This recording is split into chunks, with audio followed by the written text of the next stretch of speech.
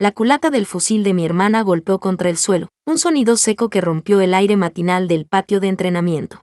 Yo estaba allí, con el polvo del desierto pegado a las botas y 5 estrellas ocultas en el bolsillo interno de mi chaqueta. Frente a mí, Marjorie, la heroína de la familia, la hija ejemplar que todos brindaban en la mesa, me miraba sin comprender.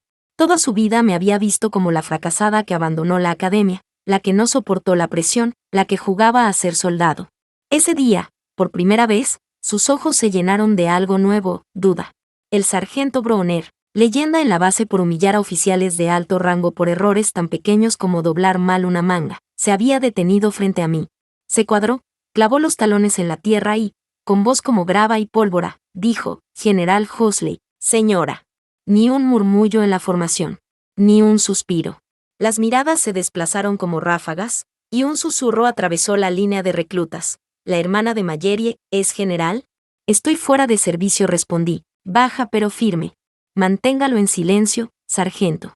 Bronner asintió sin una pregunta, giró sobre sus talones y retomó los gritos de instrucción como si nada. Pero ya nada era igual. El rumor corría como viento entre hierba seca. Horas antes, la historia había comenzado en otro escenario. Llegué a Spokane al caer el sol, al viejo barrio donde cada vecino sabía todo, sobre todo quien había fracasado. Mi madre me había enviado una invitación tan fría como sus manos. Ven a la fiesta. No te vistas raro. No un te extrañamos, no un ¿cómo estás? Solo una orden, como si aún fuera una adolescente obedeciendo. La casa olía a jamón horneado y canela, pero la mesa era un altar para Marjorie. Banderas, programas impresos, un cartel hecho a mano. Felicidades, teniente Marjorie. Ni una sola foto mía en las paredes. Yo llevaba una camisa gris sin insignias, lo suficientemente neutra para pasar desapercibida, aunque en esa casa nunca pasaba desapercibida. Era la nota discordante que todos preferían ignorar. ¿A qué te dedicas ahora?, preguntó mi padre, sin esperar respuesta, antes de girar de nuevo hacia mi hermana para presumir sus calificaciones en estrategia. La tía Kendra, con la copa medio vacía, se rió. ¿No solías fingir que eras camarera? Parece que ahora lo eres de verdad. Sonreí, quirúrgica, ahora desempeño mucho mejor los papeles. No dejó herida visible, pero sabía que dolería después. Me pidieron, sin ironía, que trajera más agua y cubiertos. Salí, los traje, serví, observé. Nadie preguntó si me incomodaba. Nadie me ofreció un lugar. Hasta que mi madre, con un parpadeo distraído, dijo: puedes sentarte junto a la parrilla, hay una silla plegable afuera.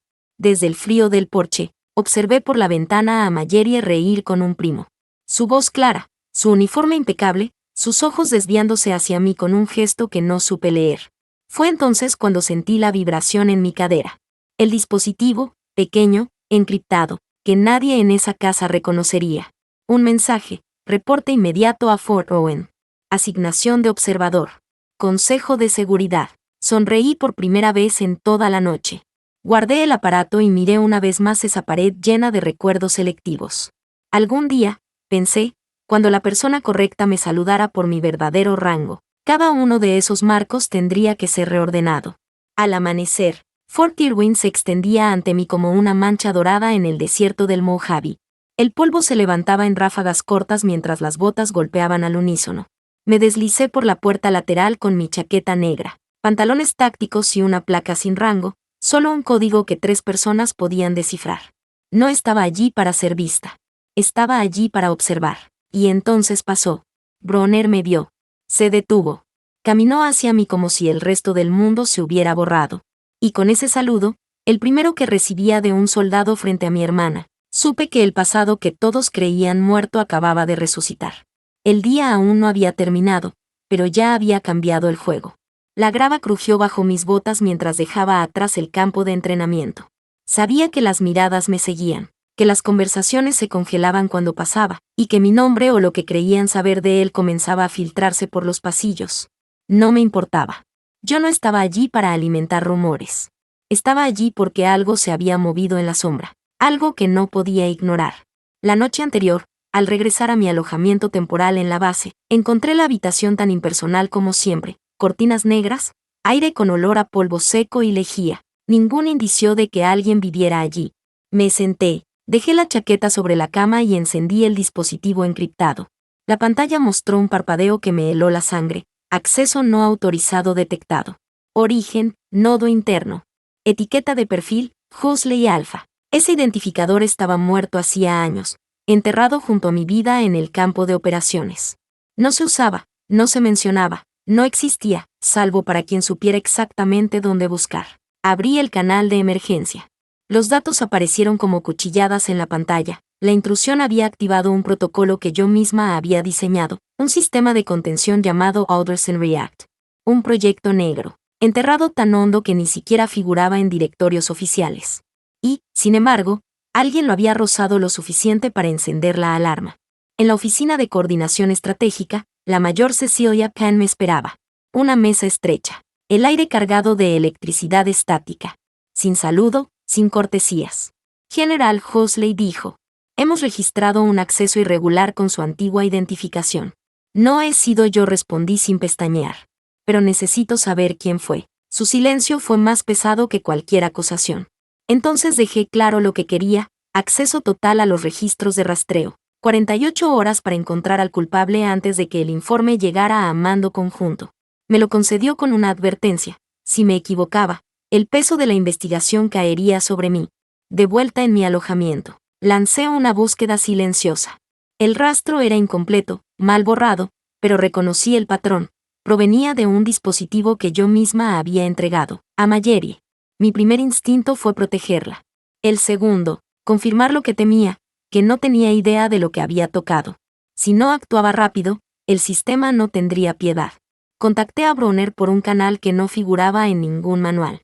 Pedí copias de registros, datos de cortafuegos, cualquier eco que hubiera quedado en sus archivos personales. Solo añadí una línea al final: esto no es un accidente. Alguien quiere que me expongan. En el laboratorio forense de la base, la luz no parpadeaba. El zumbido constante de los servidores imponía un tiempo distinto, el tiempo de las máquinas. Bronner estaba junto a mí, brazos cruzados, la mirada fija en las pantallas. Yo iba descifrando capa tras capa hasta llegar al punto exacto. El archivo no se había abierto del todo, solo lo justo para disparar la alarma. El dispositivo, emitido a Mallory en una simulación semanas atrás, seguía activo. No fui a sus barracones. La mandé llamar. Entró con la rigidez de quien espera una reprimenda grave, los ojos moviéndose entre mi rostro y el de Bronner. No tienes que explicarte todavía, le dije. Pero entiende esto: lo que abriste no es sensible, es federal. Y eso cruza una línea que no puedes borrar. No discutió. No intentó excusas. Solo preguntó, en voz baja: ¿eres de verdad general? No respondí. Lo que importaba era lo siguiente: o trabajaba conmigo para arreglarlo, o se convertía en un lastre que arrastraría a todos a un proceso criminal. Aceptó sin prometer lealtad, pero con algo nuevo en los ojos, miedo y respeto mezclados. Así, los tres por necesidad, no por confianza, empezamos a seguir el rastro digital. Era como perseguir un olor a través de un laberinto de hormigón. Hasta que lo encontramos, un servidor infectado hacía 5 años, con un patrón descifrado que conocía bien. Nathan Croft, un hombre que nunca había dejado de oler a pólvora y traición. Reasignado tras un desastre en Kuwait, manchado por sospechas de sabotaje y sobornos, desaparecido antes de ser juzgado. Y ahora, su huella dormía en los sistemas de Fort Owen, esperando a que alguien, como Mallory, la despertara. Esto no es un error, dije. Esto es una trampa, añadió Bronner. Cuando salimos, Bronner relató algo que me sorprendió. Años atrás, en el río de Nista, Mallory había desobedecido órdenes para rescatar a 7 reclutas atrapados bajo fuego enemigo. Sin apoyo, sin autorización, volvió con todos vivos. Mallory, que ahora me miraba como si recién empezara a conocerme, no dijo nada. En mi mente, todo se alineaba. Croft no solo estaba vivo, estaba cerca. Y si lo había planeado así, era porque su objetivo final no era la base. Era yo. El calor del mediodía en Fort Owen no provenía solo del sol. Provenía de la tensión que se acumulaba en cada pasillo, como si las paredes supieran que algo estaba a punto de romperse. La confirmación llegó desde la sala de monitoreo. Nathan Croft estaba registrado, bajo un alias, trabajando como consultor civil en un programa de simulación táctica a pocos kilómetros de la base. Legal, silencioso, y lo suficientemente cerca para observar. Ha vuelto, dije en voz baja. Y está usando mi sombra para cubrirse. Mallory estaba pálida. Bronner lo observaba con esa calma que usaba antes de lanzar una orden que nadie quería escuchar. ¿Quieres redención?, le dijo a ella. ¿Quieres demostrar que no eres una soldado jugando con credenciales prestadas? Entonces responde, ¿quieres un expediente limpio o quieres hacer lo correcto? Porque la mujer a la que has resentido durante años acaba de salvar tu carrera y no ha dicho ni una palabra. Ella no discutió. Solo bajó la mirada y soltó un suspiro que parecía llevar años atrapado. Yo ya estaba en otro punto. Conecté a un canal cifrado antiguo, de los días en que la unidad Canderline operaba en silencio total. Tecleé despacio. El fantasma ha vuelto. Está usando mi sombra. Estoy lista para terminarlo. No pasó una hora antes de que los indicadores de la red se volvieran locos. El tablero del centro técnico empezó a llenarse de líneas de código replicándose como incendio descontrolado. No era un fallo, era un ataque. El virus estaba extrayendo archivos que llevaban mi firma y mis órdenes de hace más de una década. Era un movimiento quirúrgico para pintarme como traidora. La alarma roja no tardó en llegar. Acceso suspendido de inmediato. Clasificación como amenaza interna de nivel 1. No parpadeé. Bronner apretó la mandíbula, pero fue Mallory quien dio el paso que nadie esperaba. Salió al pasillo donde un grupo de oficiales de alto rango se reunía y dijo sin temblar. Fui yo. El acceso inicial. Usé un dispositivo antiguo que Bell dejó atrás. No sabía lo que estaba abriendo. El silencio fue total. Ni un murmullo. Algunos oficiales la miraron con incredulidad, otros con algo parecido a respeto. Yo la miré y, por primera vez, no vi un problema que gestionar, sino a alguien que entendía el precio que había pagado. Pero el ataque no se detuvo. Nuevas alertas. La intrusión ahora apuntaba a vías de comando secundarias. Simulaciones de control de drones. Croft había usado el error de Mallory como su puerta de entrada. Esto no ha terminado, dije. Aún bloqueada, conocía puertas que no estaban en ningún manual. Saqué una unidad externa que había construido en los días más peligrosos de Canderline, un respaldo oculto con un parche que Croft no podía prever. Lo conecté a un terminal libre y ejecuté un señuelo, un sistema falso que imitaba el control de drones. El virus mordió el anzuelo. Y con él, Croft mostró su ubicación real, un complejo de viviendas civiles, justo fuera del perímetro. Muévanse, ordenó Bronner. En 5 minutos, un equipo táctico irrumpía en el lugar. Croft estaba solo, rodeado de discos duros y pantallas. No opuso resistencia. Sonrió como un hombre que aún cree tener la última palabra. ¿Sigues pensando que la conciencia basta para sobrevivir?, me dijo. Deberías haber sido olvidada. Me acerqué lo suficiente para que solo él escuchara. La gente olvidada no activa interruptores de muerte, ni reescribe las reglas. Su sonrisa se quebró, aunque intentó ocultarlo. Él había terminado. Yo, no. El día siguiente, el eco de su captura retumbaba en los pasillos. Pero mi verdadero desafío no estaba en una celda ni en un servidor infectado. Me esperaba en un tribunal militar, donde Croft aún intentaría torcer la historia, y yo tendría que decidir si el precio de la verdad incluía mi nombre. El salón del tribunal en el sector occidental estaba diseñado para intimidar. Paneles de madera oscura. Insignias alineadas como advertencias silenciosas y un banco elevado donde 4 figuras observaban con ojos fríos, un coronel, un enlace de inteligencia, 2 oficiales de ciberdefensa. A mi izquierda, Mallory, firme, mandíbula apretada. Cerca del estrado, Bronner, tan imperturbable como siempre. Frente a nosotros, Nathan Croft, vestido de civil, pero con esa arrogancia podrida de quien alguna vez llevó uniforme. Comenzó con voz controlada, como si leyera un informe clínico. Abrió un dossier y señaló un párrafo. En este segmento dijo, se registra una ventana de comunicación perdida. Durante ese lapso, la entonces mayor Bell Huxley omitió informar bajas no combatientes. Dejó que las palabras se clavasen en la sala como clavos oxidados. La acusación era clara, que yo había encubierto muertes de civiles para proteger mi expediente. El coronel me miró. Mayor Huxley, su respuesta. No me defendí con discursos. Saqué una hoja plastificada, la copia escaneada de una orden operativa firmada por Croft. Fecha, hora y su rúbrica al pie. Esta es su orden, dije, sin apartar la vista. Autorizó la limpieza total del perímetro en Cander, sin verificación en terreno. Luego cortó la línea de comunicaciones para que nadie lo cuestionara. Un murmullo leve recorrió la mesa. Entonces Bronner pidió permiso para presentar una grabación. En los altavoces resonó mi voz, 5 años más joven, afilada como un cuchillo. Alto el fuego. Detectamos firmas de calor que podrían ser civiles. Esperen al equipo de reconocimiento antes de continuar. Era el instante exacto en que desobedecí para salvar vidas. El instante que Croft intentó borrar. Uno de los oficiales exhaló, apenas audible. Croft, en cambio, se recostó, los ojos entornados, la mandíbula tensa. Mallory se puso de pie con un documento en mano. Este registro muestra actividad de Croft, mientras trabajaba como asesor civil en Fort Owen, accediendo a código restringido hace 2 años. Allí plantó el troyano que provocó la brecha de la semana pasada.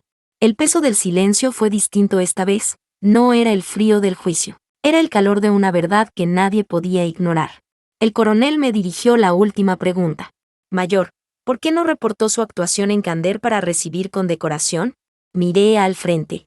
Porque cuando la supervivencia depende de las sombras, prefiero vivir en ellas antes que arrastrar a otros al foco para tomar una foto. El veredicto llegó sin demora, cargos retirados, acceso restaurado, rango reafirmado. Y una invitación para dar el discurso principal en la próxima cumbre de ciberdefensa. Acepté, pero puse una condición, que no fuera un acto para limpiar mi nombre, sino para decir la verdad. Si iba a pisar la luz, sería por eso. El día de la cumbre, más de 300 personas llenaban el centro de mando de Fort Walker, oficiales, analistas, académicos, prensa. En la pantalla detrás de mí, solo una línea, valor en las sombras.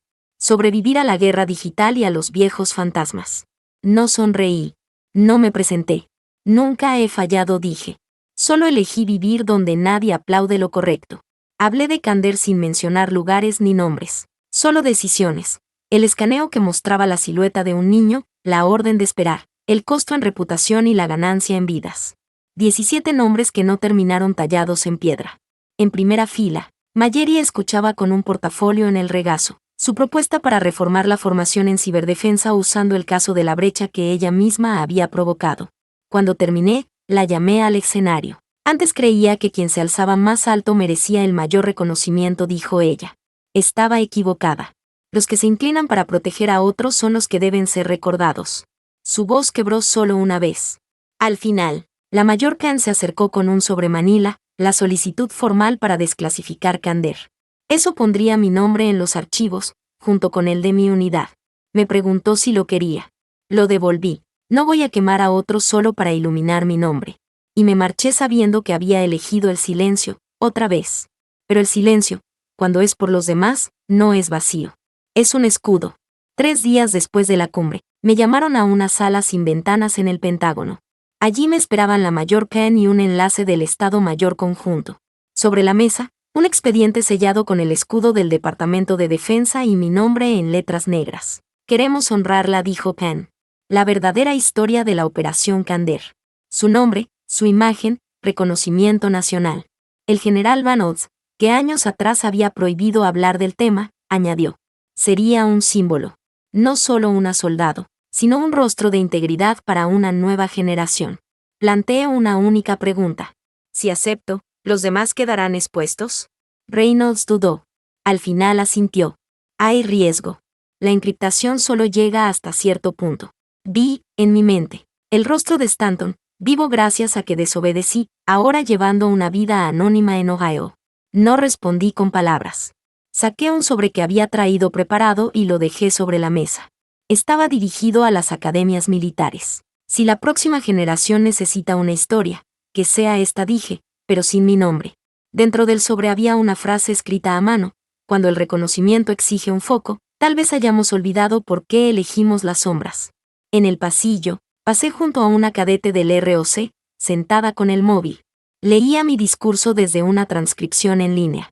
Levantó la vista, sin un ápice de reconocimiento en sus ojos. Y yo sonreí. En el coche, leí un mensaje de Mallory. No eres una leyenda. Eres la razón por la que todavía creo en hacer lo correcto. Me lo guardé en silencio. No necesitaba escenario para saber que seguía fiel al motivo por el que me puse en pie la primera vez. Una semana después, estaba en la pista de una base aérea en Spokane. Un C-130 rugía, calentando motores para otra misión sin nombre. Ninguna despedida oficial, ninguna fotografía. Mallory apareció, uniforme impecable, sin maquillaje, un solo distintivo plateado en el pecho. Traía una pequeña caja envuelta en tela de uniforme. Dentro, mi antigua insignia de mando Fénix, pulida y restaurada. No quiero llevarla, dijo. Quiero estar a su altura. La sostuve en la palma, recordando el juramento silencioso de Stanton. No llevamos nombres, solo silencio y confianza. Mallory me saludó, por primera vez. Respondí con un abrazo firme, sin palabras. Antes de embarcar, le dejé una carta con una sola instrucción. Ábrela solo si olvidas quién eres. En el avión, saqué una foto vieja, nuestra unidad en la nieve, sin rostros claros, solo una línea escrita en el reverso. El honor no viene de ser visto, sino de mantener tu promesa incluso cuando nadie recuerda que la hiciste. El motor rugió y la voz en el canal interno confirmó, misión verificada. Código Fénix. Cerré los ojos. Los dedos sobre la insignia que Mallory me devolvió. No se necesitan medallas. No se necesita público. Solo una verdad. Sigo caminando el camino que elegí. Y a veces, las victorias más poderosas son las que nadie ve. El amanecer en el desierto no perdona.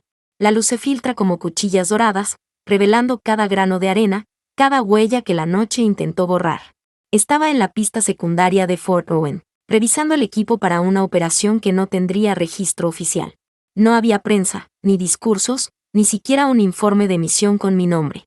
Justo como debía ser.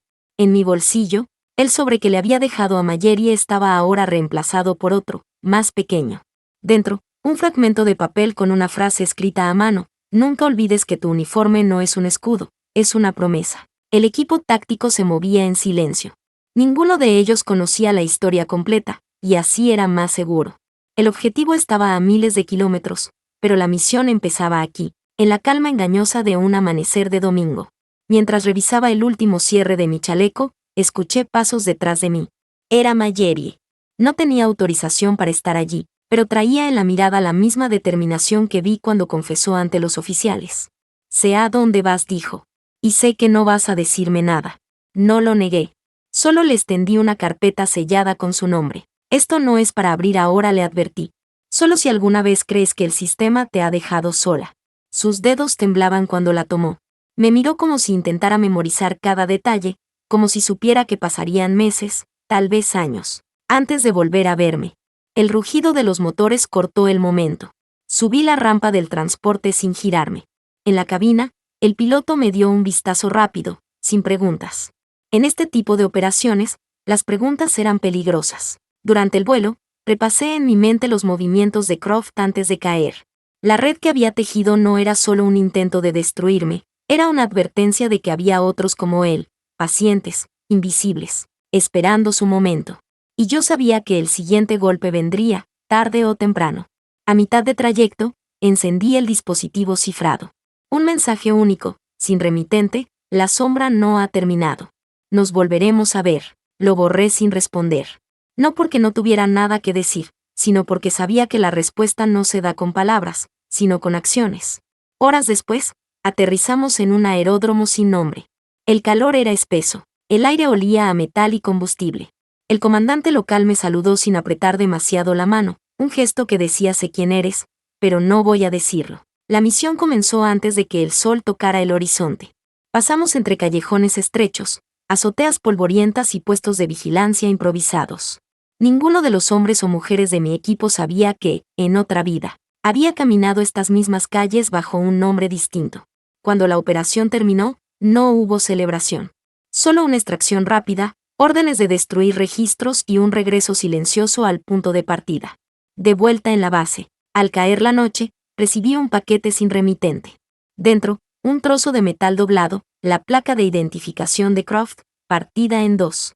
Ninguna nota. Ninguna amenaza. Solo un recordatorio de que incluso los fantasmas pueden dejar rastros. Guardé el fragmento en el mismo cajón donde estaba la insignia Fénix. No como trofeo, sino como advertencia. Mientras cerraba la puerta de mi alojamiento, pensé en la frase que Stanton me dijo una vez. Bajo una tormenta de nieve, el día que necesites que te vean para recordar quién eres, habrás olvidado por qué empezaste. Me senté, respiré hondo y supe que todavía estaba en el camino correcto. Que la fuerza no es ruido, sino resistencia. Que el honor no se gana en un estrado, sino en cada decisión silenciosa que evita una caída. Y aunque el mundo nunca lo sepa, yo sé que sigo cumpliendo la promesa.